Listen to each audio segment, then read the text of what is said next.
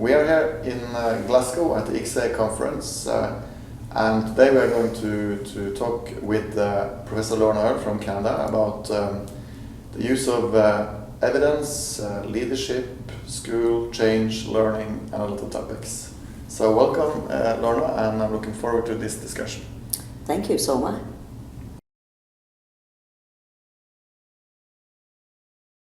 Talking about evidence, what kind of evidence do you think we need in schools? Interesting question. I mean, what we need in schools is whatever evidence is necessary to make the decisions and to do the planning and to make the changes that we want to move towards. So I'd like to think we need multiple data sources about both student outcomes, certainly, but outcomes very broadly defined. Achievement, an important outcome, but well-being, another important outcome. Creativity. We need to be able to address all of those so that we don't just privilege achievement. What about the process where the professionals are working together, making sense of this evidence? This is the issue that's right at the heart of what I believe in, because in using data for a very long time, the people who were comfortable with data were researchers, statisticians, economists. I fall into that camp myself. And we thought if we just taught them more about what the statistics were about, or how to interpret that graph, or how to pay attention to those kinds of displays, it would change everything. What we've learned is they don't need to know, except enough to say, yes, I have some confidence in this information. Where educators really need to spend their time is thinking about the context and the questions they're trying to answer, the decisions, the planning they're trying to do, and use evidence in a whole variety of ways to investigate. Now, having said that, it's one of the hardest things people ever have to do, is to actually sit down and reserve judgment, not be sure they know, and look at evidence to try to think more deeply. It's hard work to interpret. And sometimes people are happier saying, oh, well, I'll be the one on the team who does the data analysis, or I'll be the one who does the data collection.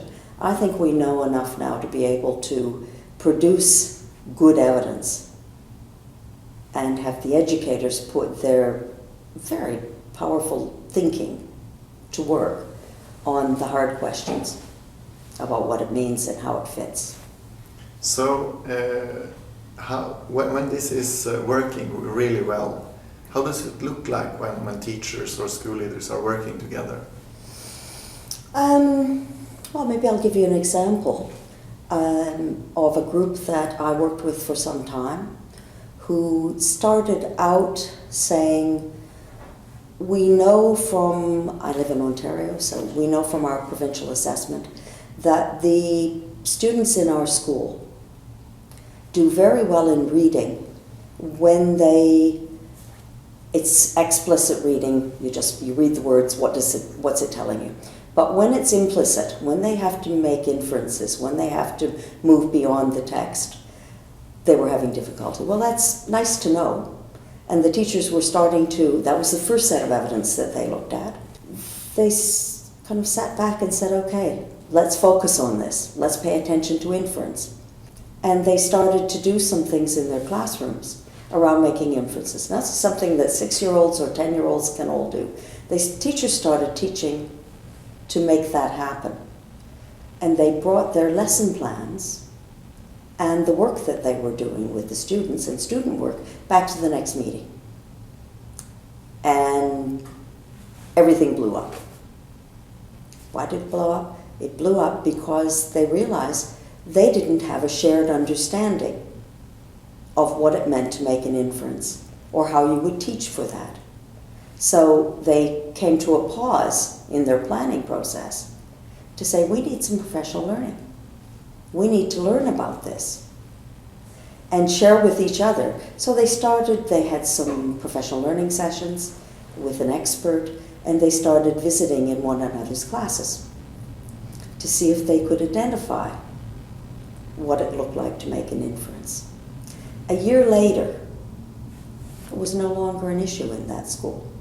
They all were on the same page, and they were now looking at other elements of their curriculum planning and of their professional learning planning. But periodically, they'd have a check-in on making inference. That's really describing the process of building understanding together. Mm-hmm. What's necessary when it comes to school leadership regarding this? What's important to focus on when you're a school leader if you're going to achieve this kind of practice? Well, I think school leaders have huge influence. The first part of it would be making it important for the staff to actually think together, to consider evidence along the way. And that means making time. That means spending time at staff meetings, helping people understand what you're trying to do. It means putting it in context, put it in the context of school planning, to be able to say, this is important, you're important.